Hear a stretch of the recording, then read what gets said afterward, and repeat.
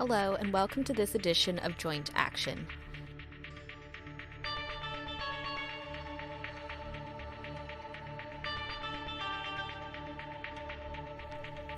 This podcast is dedicated to all those out there who have osteoarthritis. On the show, we unpack the truths and demystify the myths about the disease and its management. If you have joint pain and want to know more about how to manage it from the world's best experts, you've come to the right place. Without further ado, it is time to welcome your host, David Hunter. Hello and welcome to this week's edition of the Joint Action podcast, where we have the wonderful privilege of talking about the impact of osteoarthritis on sleep and how you can improve your sleep. Now, as you probably have experienced throughout your life with osteoarthritis, you'll get pain. Sometimes that'll disturb your sleep, but then sometimes you might also find that you have a poor sleep and the following day, your pain is not so good either. Now, sleep disturbances are incredibly common in people who have osteoarthritis. And research has postulated that a poor nighttime sleep is associated with increased pain the following day, and that sleep disturbances are associated with an increased risk for developing or worsening pain in the long term. So the interactions between pain and sleep are complex. And on this episode of Joint Action, we try to unpack that complexity. And we're joined by Peter Cistulli to discuss that relationship between sleep and pain and how we can improve that sleep. Professor Peter Cistulli holds the ResMed Chair in Sleep Medicine at the University of Sydney, where he leads the sleep research theme within the multidisciplinary Charles Perkins Centre. He heads the discipline of sleep medicine within the Faculty of Medicine and Health. He's also the director of the Centre for Sleep Health and Research in the Department of Respiratory and Sleep Medicine at Royal North Shore Hospital in Sydney. He's an active clinical researcher with 28 years experience in the fields of respiratory and sleep medicine. His thematic research has focused on the pathophysiology of sleep-disordered breathing and novel approaches to therapy. Hello, Peter, and welcome to the show. Thank you, David. It's a real treat to be part of it, and I hope the listeners get something out of it today.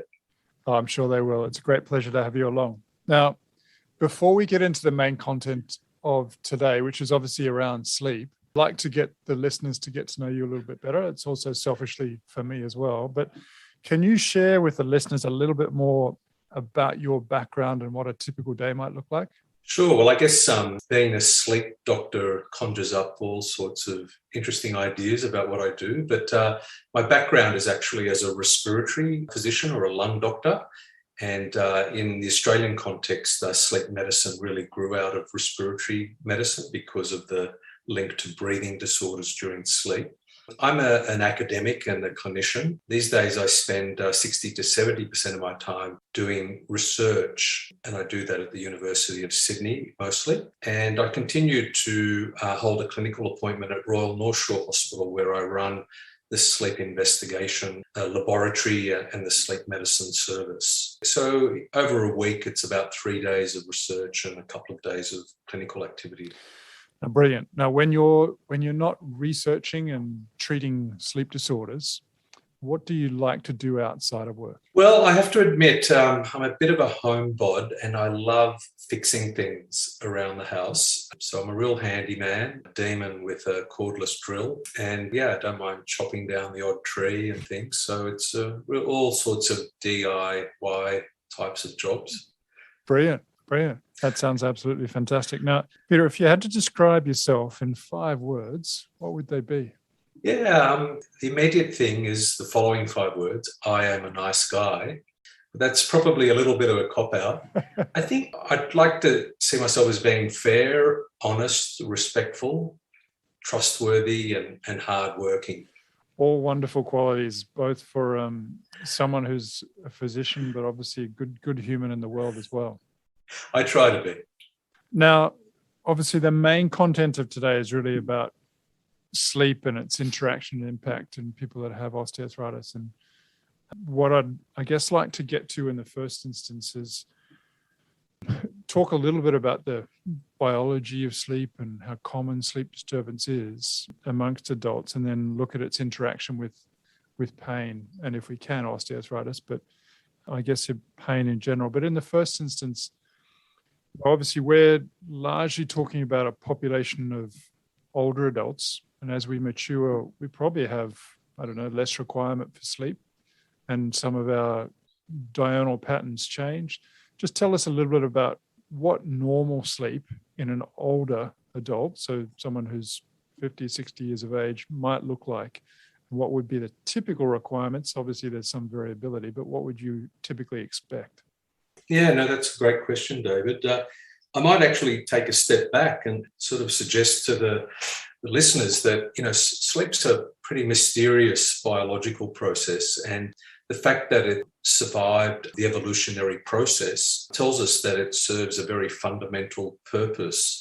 All species on Earth sleep, and so it must have an important function for survival. We know that as we age, our sleep patterns change, and we see it sort of most evidently in newborns who spent most of their time sleeping, and they're getting a lot of REM sleep, which helps the brain develop. And usually, adult sleep patterns sort of start to evolve in the late teens, where we head towards that sweet spot of around 7 to 8 hours per night. And then as we age, there's a kind of a few myths that have developed. And this concept that we need less sleep as we age is probably not quite right, in that our total need for sleep remains the same, but we fulfill that need sort of in a different pattern. And so our nighttime sleep starts to become disrupted for a range of reasons. Part of it's the aging process, but sleep disorders can also contribute to that. And then, there's these kind of cat naps that happen during the day, sort of to start to catch up for the lost sleep at night. And so we start to see that typical napping that can occur as part of the aging process. And, what are the common sleep disturbances that you might see as a clinician, and how common are they, Peter? Sleep disorders, but also just poor sleep behaviours are pervasive in our society. And I think most of us, will have experienced times in our life where our sleep has been subpar, either self-inflicted or for other reasons. And we also have a good experience of the impacts of poor sleep on our well-being and our function the next day. I think in terms of disordered sleep, there's probably 4 big ones. Obstructive sleep apnea, which is a condition where people's breathing is interrupted during sleep, and that causes sleep disturbance and oxygen drops, which is not good for the brain and the heart in particular. And that affects about 25% of men and half as many women. So very common. The problem of insomnia is a condition where people can have difficulty getting off to sleep, staying asleep, or waking up too early. That sort of happens in about 30% of the population at some stage in their life, and about 10% of people have chronic insomnia, which sort of takes on a life of its own. There's a curious disorder called restless leg syndrome, where people get twitchy legs at night. That can affect about 10% of the population and has a familial predisposition. And then another very common sleep disorder that's emerged out of the evolution of the 24/7 society since the Industrial Revolution is shift work disorder, where people working rotating shifts start to have disruptions to their sleep because their circadian rhythms get shot. And so that can affect the majority of people who are involved in shift work. Wonderful overview. Now, when it comes to chronic pain and thinking about those particular sleep disorders that you've just mentioned, are those sleep disorders more or less common amongst people that have chronic pain disorders like osteoarthritis? Yeah, look, I think problems with pain are incredibly common, and pain due to rheumatic problems, joint problems are also very common. So when we're dealing with multiple common problems, they can coexist, just by coincidence. But what we're starting to see is that there are these kind of relationships where there is a clustering of sleep disturbance, chronic pain, and arthritis of one form or another. And it starts to make you think about common risk factors, and perhaps new ways of dealing with the problems in a more holistic way rather than dealing with the individual problems. I think if we start to think about sleep and pain, there's the intuitive understanding that if you're in pain, it's going to interfere with sleep. And so that's sort of the old way of thinking that pain disrupts sleep. But what the new thinking is that bad sleep also alters the pain experience. And so you can get this vicious cycle that develops. And in particular, it seems that sleep disruption heightens the sensitivity to pain. In other words, the way the brain sees pain and the way the patient experiences the pain. And so there have been very elegant experiments initially in animals, but also in healthy humans, where you disrupt their sleep and then you test their pain sensitivity, and it worsens after a period of sleep disruption.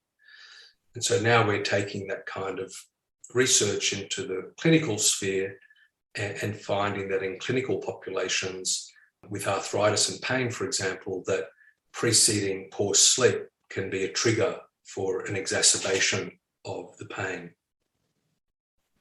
That's a wonderful explanation, and I think probably very relevant to many of the people out there who have osteoarthritis, for them to understand that bidirectional relationship, if you want to call it that, where both pain can disrupt sleep, but also that sleep itself can exacerbate an underlying experience of pain through that sensitization. Are there other mechanisms that predispose to that sleep exacerbating pain, whether it be around, I mean, obviously you've mentioned central sensitization, but what does sleep do to systemic inflammation, particularly cognizant of the fact that a lot of the people that we're talking with osteoarthritis may be above a healthy weight and have features of metabolic syndrome and obstructive sleep apnea and other concomitant illnesses that go with that. But are there other systemic changes that go on within a person that may exacerbate pain as a consequence of poor sleep? Yeah, no, absolutely, David. I think you're right on there. I think, I alluded earlier on to sleep must be sort of a fundamental biological process. And one of the things we've struggled with is understanding the function of sleep.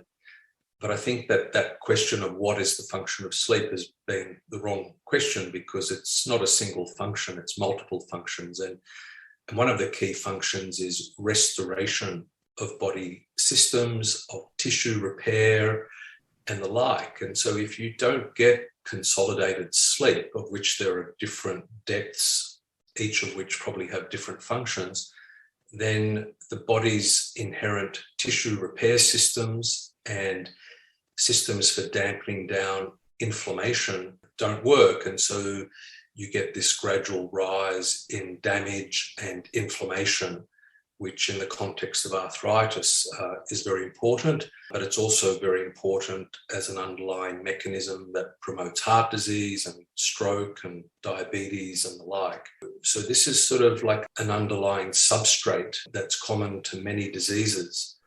And sleep seems to have an important role in modulating that inflammatory process. And then you touched on the fact that there are often comorbidities, and so people with arthritis may be overweight. Being overweight obviously puts pressure on joints, and being overweight can also interfere with sleep. In particular, it's a risk factor for sleep apnea, this condition where people snore and stop breathing at night. So if that starts to happen, not only do you get sleep disruption, which interferes with these processes that we're talking about, but on top of that, you get low oxygen levels, which further damages tissues and drives inflammation even more. So you start to get this sort of vicious cycle of effects. Of course, the consequence of poor sleep is that you're tired the next day. If you're tired, you might be less active. If your pain experience is heightened, you're going to be less active. That contributes to further weight gain, which makes sleep worse. So you can see how, you can quickly get on that slippery slope. Yeah, it does sound like very much of a vicious cycle in what you're just describing there, Peter. Now, you mentioned that obviously sleep has various depths that you go through, and I guess a normal sleep cycle. which part of sleep is that's most important for that restorative aspect that you're referring to? One of the key stages is called slow wave sleep, so-called because of the brainwave patterns that it produces, very large kind of waves. And it's the stage that's considered restorative sleep and probably involved in these processes like tissue repair and dampening down inflammation and the like. Whereas rapid eye movement sleep, so-called because we happen to flick our eyes during that stage of sleep, is a state where the body's sort of quasi-paralyzed, but the brain is firing. That stage is thought to have a lot to do with emotional regulation as well as memory consolidation. And there's some early research suggesting that disruption of REM sleep may be particularly relevant to this central desensitization that you mentioned, this heightening of the experience of pain. And so it seems possible that there are these selective differences in the type of sleep that's being disrupted. There was an interesting experiment where people who had been deprived of the slow wave sleep, which I mentioned as a restorative phase of sleep, if they were allowed to have a catch-up of that, it seemed to have an analgesic effect. So it seemed to reduce pain. So highlighting that particular stage may have relevance to pain experience as well.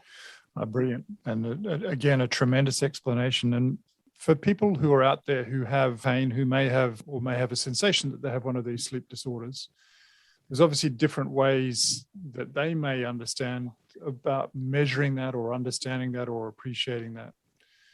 And there I'm thinking about things like, the use of smartwatches, devices that people wear that potentially might measure sleep duration, latency, and the quality of their sleep. Obviously, a more complex, technical, formal sleep study that they may have to go into a hospital for. There's these self-reported instruments. How does someone who's out there who has osteoarthritis, who's worried that sleep is compounding their symptoms, how do they go about working out if they truly do have a sleep disorder? Are these smartwatches all that they're cut out to be, and can self-reported instruments capture some of this? Yeah, no, that's a terrific question, and there's no doubt that the digital revolution that's upon us is really transforming the way healthcare is being provided. So I think the first comment I would make is that the simplest way for an individual to start to appreciate whether sleep is problematic is the way they feel when they wake up and the way they function during the day. If you wake up groggy and feel tired throughout the day, needing a rest and wanting to sleep, then it's a real clue that something's not right overnight. So that should start sort of an internal dialogue, if not an external dialogue with the GP. In terms of these consumer wearables, there's obviously some very good things about them and some less good things about them. First of all, I like the idea that it helps people get objective information about their lifestyle, whether it's physical activity levels or sleep levels. It is important that people realize that there are limitations to the information that these devices produce, and that because they're not medical devices, they're not subject to the same level of standards for proving their clinical validity. And so a lot of these devices make claims that far exceed the reality. If I sort of summarize what we know about these devices, they're pretty good at determining sleep duration, so reasonably good in that regard. But when they start to get into claims of measuring sleep quality, different sleep depths and the like, then that's a bit of a stretch. So I think there's that positive side of patients becoming aware of their sleep. On the negative side, people can get overly preoccupied about the data produced by these devices, and that can have a detrimental effect if you start to become over worried about your sleep. One thing about sleep is that it's a passive process in the sense that it happens to you. You don't have to do anything to let it happen. And the minute you start trying to perfect it, it all falls apart. So anything that causes excessive worry about sleep can be counterproductive. And that's where these devices sometimes produce problems. It's a marvelous explanation. And obviously you spoke about the wearables. The more complex way that a person might be able to understand their sleep is to do a formal sleep study. What's involved in a formal sleep study? Yeah, look, the traditional sleep test involves people coming into a laboratory and they get set up with all sorts of electrodes that measure brainwave patterns, breathing through the nose, some respiratory effort bands around the chest and abdomen, leg movement. We occasionally video the whole thing if we think there may be a neurological issue. It's a really comprehensive test and it's done under the supervision of a technologist who sets you up and then monitors all the signals across the night. So very labour intensive, fairly costly, and in a laboratory setting. Of course, the key concern there is that people may not sleep the way they do at home. And unfortunately, we now have technology that can do very sophisticated sleep testing in the home environment without the requirement for any supervision. And so patients can come to the sleep centre and get set up and take it home and sleep with it and return it to us. And we get really comprehensive information. There's the issue of, doing a single night and how representative that is of someone's sleep patterns. And so occasionally we need to kind of repeat it. Coming back to the whole digital revolution, I see a convergence between the consumer wearables and the medical device technologies. And I think we're not too far away from having medical grade devices that are going to be able to use long-term at home to really get more comprehensive information that can track trajectories and whatnot. It's tremendous. And obviously that sounds like it's in a state of flux, but what proportion of people that have a formal sleep study would be doing that at home now as opposed to coming into the formal hospital laboratory environment?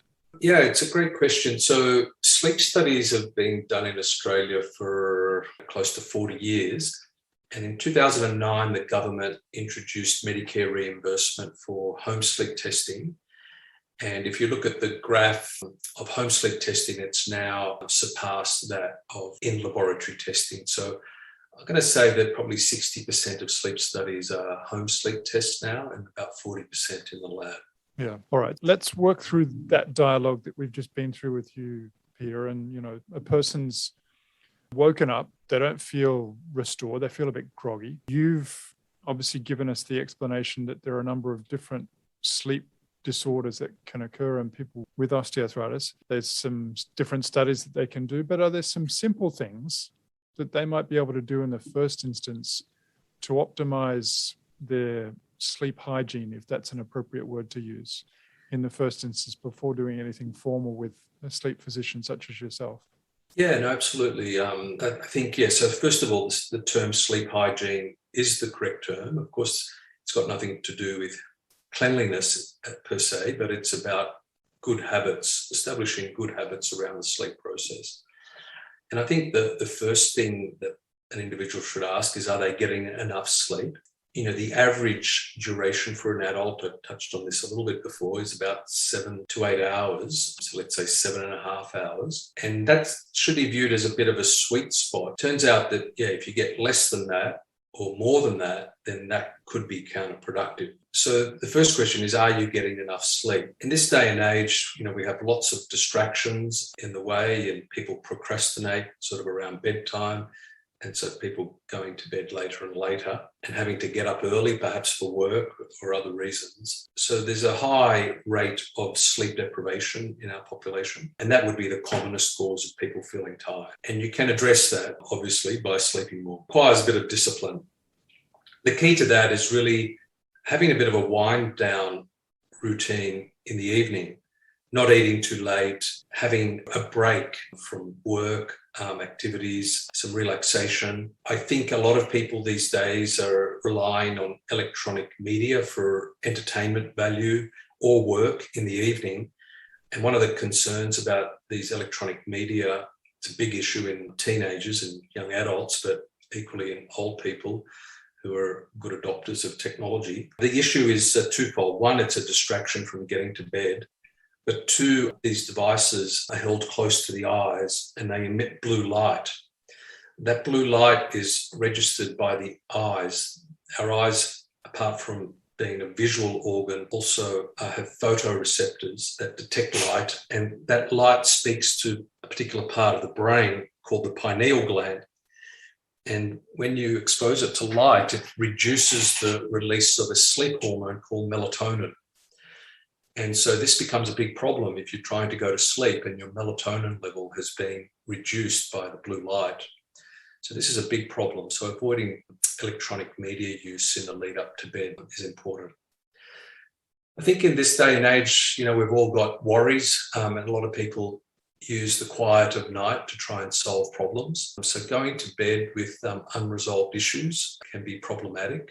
So sometimes having a planned worry session in the evening, thinking about tomorrow's schedule, things that upset you during the day, can help relieve some of that anxiety so that you're going to sleep in a more relaxed state. And then, of course, the physical environment in which you sleep is important, having sort of a bedroom that's used for sleep as opposed to multiple other activities. I know some of the listeners will be thinking about sex. Yes, it's okay to have sex as well. So sleep and sex are okay in the bed. And then some of the other considerations for physical environment is the light. I'm trying to avoid light, so having good curtains, etc. But the other thing is bed clothing, blankets and whatnot, to ensure that you don't overheat. These days, a lot of people use doonas, and the problem with doonas is that they trap heat. That's why they're so nice. And one of the curious things about temperature regulation and sleep is that when we hit rapid eye movement sleep, we lose our ability to regulate temperature through sweating. So we become like reptiles. It's a term called poikilothermia, and it means that we just adopt the temperature of our ambient environment. And so doonas will cause you to wake up during REM sleep by overheating. So that was a bit long-winded, but there's a lot of pearls in there for people to think about. No, it's superbly helpful, because I think a lot of those tricks around, light in the bedroom, doonas, blue light emitting devices that people might use are really, as you say, pervasive in today's modern world. And I think particularly in an osteoarthritis population, the concomitant illnesses around depression and anxiety and stress and other mental health disturbances, I think obviously also play a key role here. What, if any, advice would you give regarding alcohol and caffeine in this instance as well around sleep hygiene? Yes, that was an omission. They're really important things. In fact, they're probably the elephants in the room. So alcohol is an interesting one because many people use alcohol as part of the relaxation process, and it gets you to sleep faster. So people often think of alcohol as being great for relaxing. The problem with alcohol is that it can exacerbate breathing problems during sleep, so it will make snoring and sleep apnea worse. And also just regardless of sleep disorders, as the alcohol level wears off during the course of the night, that seems to have a sleep disturbing effect as well. So in general, alcohol will make sleep worse. So if you're not a great sleeper, then I think minimizing alcohol is a good thing. Caffeine is another one. It's a stimulant, and that's why a lot of people take it in the morning to help them get going. Of course, if you take it at night, you get that stimulation in the lead up to bed. It's not really conducive to good sleep. Now, of course, there'll be people out there who swear that coffee doesn't affect them, and they may be right. It turns out that there are sort of genetic variations in the impact of caffeine on this alerting system. So it doesn't affect everybody, but I think if you're a bad sleeper, then I think you should think about minimizing or avoiding stimulant medications and substances like caffeine. Yeah, no, it's a marvelous explanation. I think it should be really, very useful for a lot of the people who are out there listening.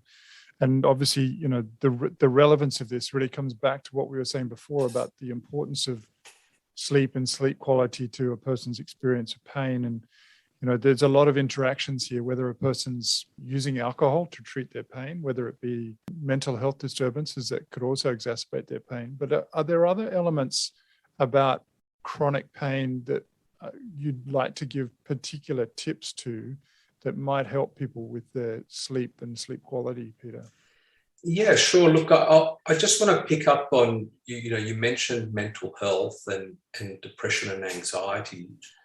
And in the research that's looking at this bidirectional relationship between pain and sleep and arthritis, it does seem that mood disturbance is a key mediator. So what that means is that sleep will affect your mood, pain will affect your mood, and mood sort of then has relationships to sleep and pain. So there's no doubt that there's this complex interaction that's not just sleep and pain, but mood disturbance is a key feature of it. So coming back to the question of, what can people with chronic arthritis and pain do? I think hopefully this podcast today has helped open up some thinking about it. It's not just about painkillers. It's not about physical therapies, but thinking about the impact of lifestyle more broadly. And hopefully this podcast has opened up some thinking around sleep as one of those factors. It's not the answer to everything, but it's part of this complex picture. And I think that, the outcomes, the improvements to pain and quality of life, are probably more likely to occur if we start to take multi-pronged approaches to therapy, where we're not just dealing with the pain, where we're dealing with pain, mood, sleep disturbance all together to sort of try and achieve the best possible outcome, break these vicious cycles that we've touched on and turn them into virtuous cycles. It's a tremendous explanation. I think that'll be really very helpful for everybody who's listening out there. Now, Peter, for the listeners who are having issues with their sleep, are there any resources out there that you'd like to point them in the direction of?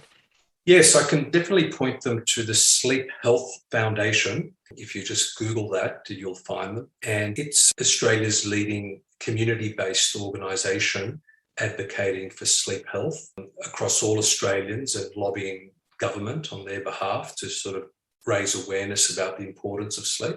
On their website, you will find fact sheets dealing with all sorts of sleep complaints and sleep disorders. And it's a very rich resource to get useful, easy to understand information. Tremendous. No, that's fantastic. If there's nothing further about sleep, we're going to move on to the next segment. And this is the rapid fire round. So quick questions, quick responses. But favorite book? I hate reading, certainly fiction. I like non-fiction and sort of self-development. And I'm going to choose a book that's a bit left field. It's called Heroic Leadership by a man called Chris Lowney. You've never heard of it, no doubt. That's most of your readers. Well, I think I probably had the same Jesuit education that you did, and it was pushed into our hand at school. So yeah, I've read. Good. Okay. I'm glad, yeah. So it's about the oldest company in the world, a 450-year-old company called the Jesuits, and some of the best practices that come out of that group. So that was a very impactful book in my life. Yeah, tremendous. Favorite movie? I'm going for a foreign film here. So as you might guess from my surname, I'm of Italian background, and there's a movie called Cinema Paradiso that won an Academy Award, the most beautiful film score. And it's such a simple story about a young man growing up in a Sicilian town and becomes a major film producer. Tremendous. Dog or a cat person? Definitely dog. I've got a little dog called Denzel, joy of our life. Wonderful. Favorite quote? Everything happens for a reason. I don't know who came up with it, but I kind of think that everything that happens to you, there's some kind of a learning that comes from it that you can take forward into your next experience. Yeah, no, it's a great perspective, because I think we benefit usually irrespective of what comes. Yeah. Yes. What's your favorite food? My father is the best chef, and he makes the best eggplant parmigiana. Lovely. Do you have a bad habit? I've got many, but the one that I'll share is that I bite my fingernails and I can't stop it. It's not an uncommon confession on this show. Where would you next like to go on holiday, COVID aside? I'm desperate to go back to Italy. We love skiing in the Dolomite region near Austria, and we desperately miss it. If you could have a superpower, what would it be? I'm going to say telling the future, although that is a bit daunting if you kind of knew everything that was going to happen. Yeah, I'd just like to know whether the investment in writing research applications is going to pay off. Just to bring people up to speed, Peter's just finished writing a grant. The rates of success in these grant applications is abysmally small. And I guess he's just trying to work out if that investment in time was worth it. But if you could meet anyone, dead or alive, who would it be?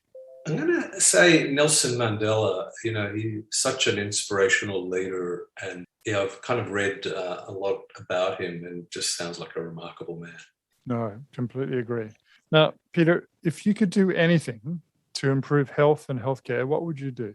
Look, I'm on a bit of a mission at the moment to raise sleep health awareness, and that was why I didn't hesitate to join this podcast. It was an opportunity to share the message. We're trying hard to sort of get government to understand the importance of sleep and recognise it as what I would call an upstream cause of many of our chronic illnesses that we treat in hospitals. The government is currently trying to put together a preventive health strategy, and they released a draft report, and the word sleep barely is mentioned, which is extremely disappointing. So that's kind of my mission, is to raise sleep health awareness. Sounds like a wonderful mission. Good luck with that. Now, why do you do what you do? What motivates you? I subscribe to a particular framework around motivation. It was actually by an Australian academic, McGregor, who says that there's kind of three driving forces to people's motivation. One is achievement, one is affiliation, and one is power. And it's not that you have one driving force, you may have more than one, but there is a dominant one. And in me, the dominant one is achievement. It's not so much achievement for personal reward, but it's really just that sense of getting things done, preferably as part of a team. So that's really what drives me. Superb.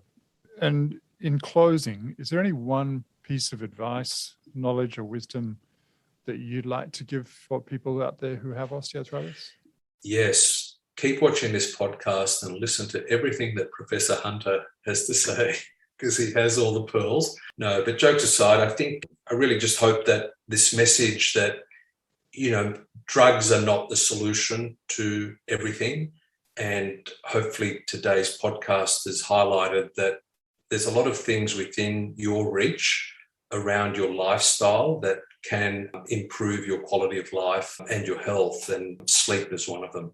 And that's a wonderful, positive way for us to close. And Peter, thank you so much for the insights, the wisdom, the wonderful translation of a very complex area that obviously plays a huge interplay with osteoarthritis, and the insights that you've provided for our listeners. It's really, really beneficial. My absolute pleasure, and thank you very much for having me. So I'm hoping you found that the topic of today's discussion helpful. As we tried to explain sleep disorders and sleep disturbance in people with osteoarthritis is incredibly common. Oftentimes recognition is challenging, but we spoke about a number of different methods that you might be able to use to identify if you are suffering from some sleep disorder or sleep disturbance. In the first instance, though, it's ideal if we can all optimize our sleep hygiene as best we can, whether that be around ensuring some regularity around our sleep schedule, optimizing our sleep environment, watching out for the role that caffeine and alcohol plays, but in particular, more so for people that have osteoarthritis, paying particular attention to the mental health disorders that are so common amongst people with osteoarthritis that oftentimes plague and limit a person's sleep quality.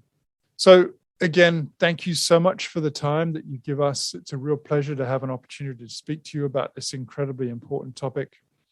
I'm hoping that you found today's show interesting, and I'd really appreciate if you could rate that. It plays a lot of importance for the ongoing success of our show. Looking forward to questions that you might have and suggestions for future podcast topics. And I look forward to speaking to you again very soon. Take care. Thanks for listening to Joint Action with David Hunter. If you like our show and want to know more, visit www.jointaction.info. If you have any questions, you can email us at hello@jointaction.info and follow us on Twitter @jointaction.org. This podcast was hosted by David Hunter, edited by Vicky Duong, music produced by Jordan Hunter.